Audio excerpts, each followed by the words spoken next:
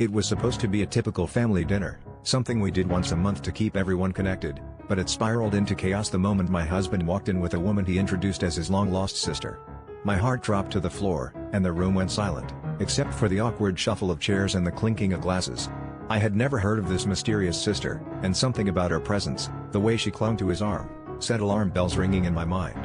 My husband was never good at lying, and as the evening wore on, his facade began to crumble. The so-called sister was overly familiar with my husband, laughing too easily at his jokes, touching his arm as though she had known him for a lifetime. I glanced around the table, catching the suspicious eyes of my children and the raised eyebrows of my parents. My pulse quickened, and I decided I couldn't ignore the gnawing feeling in my gut any longer. In a moment of bravery, or perhaps sheer desperation, I pulled my husband aside in the kitchen, demanding to know the truth. His eyes shifted uncomfortably, and I could see the storm brewing behind them. Finally, he sighed, and the truth tumbled out. She was not his sister.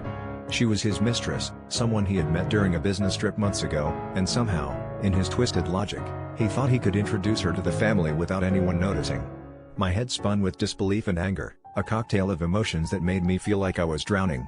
The betrayal was palpable, a tangible force that nearly knocked the breath out of me.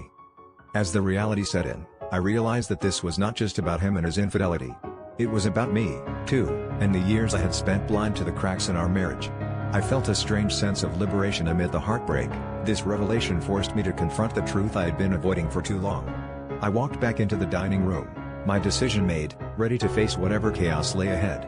This was not just a dinner gone wrong, it was the beginning of something new, something I needed to face head-on, for the sake of my own dignity and future.